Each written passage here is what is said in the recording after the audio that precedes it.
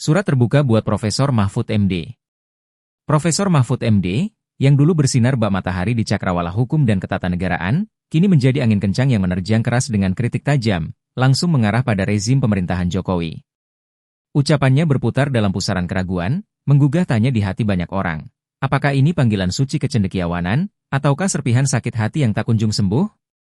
Teman-teman, saya adalah satu di antara mereka yang pernah berjalan di bawah naungan kekaguman kepada Profesor Mahfud MD.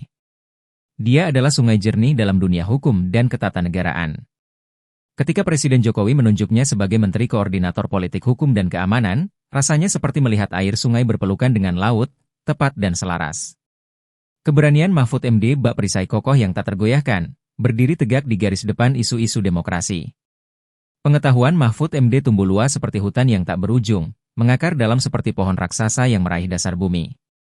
Setiap kali dia merangkai kata, argumen-argumennya seperti benih yang jatuh di tanah subur, menumbuhkan pemahaman bagi siapapun yang mendengarnya. Dalam setiap forum, baik diskusi maupun debat, Mahfud MD adalah matahari yang menyinari kerumunan pakar, kehadirannya menonjol seperti mercusuar yang berdiri tegak dalam badai politik. Ia adalah pohon kokoh di tengah badai, seorang pejuang demokrasi yang berdiri tegak di garis depan, melindungi kepentingan rakyat dari hujan masalah yang tak henti menghantam. Setiap ucapannya menjadi pelindung, setiap langkahnya bak tameng bagi rakyat. Ketika orang berbicara di hadapan Mahfud MD, mereka merasakan kesejukan, seolah tengah berteduh di bawah naungan pepohonan rindang, di mana intelektualitasnya mengalir seperti angin sepoi yang menenangkan. Namun, ketika Mahfud MD memutuskan untuk menyelam ke laut politik praktis, saat ia dipinang oleh PDIP sebagai calon wakil presiden mendampingi Ganjar Pranowo, awan hitam menggantung di langit kekaguman kita. Seperti daun yang gugur di musim kering, apresiasi kita berguguran, tersapu angin perubahan yang tak terduga. Kini, kepakarannya seperti bayangan kabur yang dipertanyakan, karena setiap kata yang dia lontarkan seperti ombak menghantam rezim Jokowi. Mahfud MD, yang dulu mengalir sebagai sungai jernih kebijaksanaan, kini berubah menjadi sungai keruh penuh arus kritik. Ucapannya, yang dulu menyejukkan, kini berubah menjadi angin kencang yang dingin dan menusuk, seakan terlupa bahwa Jokowi pernah menjadi pohon besar yang meneduhinya di bawah kekuasaan. Teman-teman, saya bukanlah pembela rezim Jokowi. Namun kini kepakaran Mahfud MD sebagai guru besar hukum tampak seperti bangunan megah yang mulai retak dan keropos. Dia telah menyeberangi jembatan politik praktis, dan di ujung jembatan itu hanya terlihat bayangan pragmatisme yang menggulungnya dalam arus deras. Kritik-kritiknya tak lagi bercahaya seperti lampu penerang, melainkan bara api yang membakar dan menghancurkan. Mahfud MD kini seperti kapal yang terombang-ambing di tengah lautan politik, kehilangan arah, kehilangan kendali, tersesat dalam badai emosi dan kekecewaan. Tepatkah jika kita bertanya, apakah ini hasil dari kegagalan politik yang dia alami, ataukah politik telah menjadi badai yang mengubah dirinya?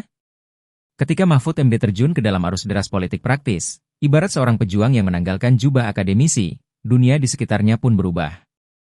Saat dia menerima pinangan PDIP untuk mendampingi Ganjar Pranowo sebagai calon wakil presiden, angin perubahan bertiup kencang. Apresiasi kita, yang dulu bersemi, kini layu diterpa waktu. Sosok Mahfud MD yang dulu kita kenal kini tampil berbeda, seperti pohon yang meranggas, kepakarannya mulai dipertanyakan. Setiap kata yang ia lontarkan, khususnya di podcast-podcastnya, bak petir yang menghujani langit pemerintahan Jokowi, menghancurkan citra dirinya sebagai intelektual sejati. Mahfud MD kini tampak bukan lagi seperti mercusuar yang memancarkan cahaya kebijaksanaan, melainkan seperti kapal yang berlayar di lautan sakit hati, ditiup angin kekecewaan terhadap rezim Jokowi. Kata-katanya menjadi api yang membakar setiap prestasi yang pernah ia capai dalam peran sebagai Menko Polhukam. Ia seakan lupa bahwa pohon besar bernama Jokowi pernah menaunginya di panggung kekuasaan. Jokowi dan pemerintahannya selama 10 tahun penuh dengan goresan catatan. Setiap tahun bagaikan musim yang meninggalkan pekerjaan rumah bagi penerusnya, Presiden terpilih Prabowo Subianto. Namun, kita tak boleh melupakan bahwa Mahfud MD sendiri pernah berkata bahwa ia berutang terima kasih kepada Jokowi yang memberikan kepercayaan untuk menduduki jabatan Menko Polhukam. Mengapa kini Mahfud lebih sering berbicara seperti ombak nyinyir, menggulung, bukan sebagai air yang menyejukkan? Teman-teman, maafkan saya jika harus berkata bahwa dalam langkah ini, Mahfud MD seakan tersesat di labirin sakit hati. Kepakaran dan posisinya sebagai guru bangsa mulai memudar, seperti embun yang menguap di bawah terik matahari. Ketika Mahfud MD memutuskan untuk masuk ke kancah politik praktis, bersanding dengan Ganjar, ia seakan menanggalkan mantel kebesaran intelektual dan mengenakan jubah pragmatisme. Seolah semua yang pernah ia bangun, terombang-ambing oleh angin politik yang kencang, tak terkendali. Kita harus jujur mengakui bahwa apa yang terjadi pada Mahfud MD hari ini membuat kita sadar bahwa ia dan Ganjar seperti dua sungai yang mengalir di kelas berbeda. Upaya Mahfud MD dalam menyerang rezim pemerintahan Jokowi tampak seperti badai yang tidak terarah, seakan ia lupa bahwa Jokowi pernah menjadi jembatan yang membawanya ke posisi strategis dalam pemerintahan. Dalam kondisi ini, Mahfud MD tak lagi tampak sebagai pohon pengetahuan yang kokoh, melainkan seakan terhempas oleh badai sakit hati, angin nyinyir yang menyerang dari berbagai arah, lupa bahwa ia pernah menjadi bagian dari rezim yang ia kritik. Maaf Profesor, kali ini Anda harus digolongkan dalam barisan hati yang terluka, berkumpul bersama angin nyinyir yang berhembus tajam kepada orang yang pernah berjasa dalam hidup Anda. Saat tidak lagi menjadi apa-apa, saya bukanlah pendukung, bukan pula pelindung rezim Jokowi, saya tidak membawa bendera kepentingan apapun. Namun, sinar kepakaran Anda sebagai guru besar hukum dan tata negara kini terasa memudar, seperti matahari yang terhalang oleh awan kelam. Lalu, siapa sebenarnya pengkhianat kaum intelektual jika perubahan drastis tiba-tiba menghampiri seseorang yang terjebak dalam arus politik praktis?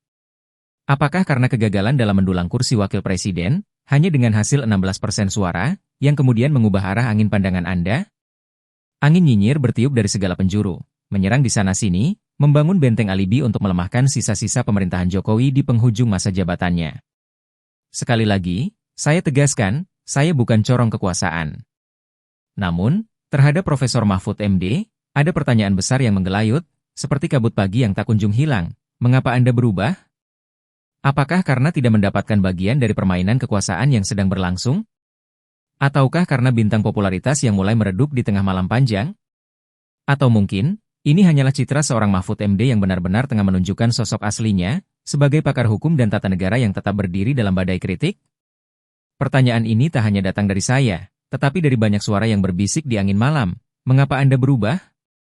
Mengapa Anda kini tampil seperti awan hitam yang penuh dengan sakit hati, berhembus dari segala arah, nyinyir tanpa henti, menyerang pemerintahan yang pernah memberikan Anda tempat di bawah terik matahari kekuasaan?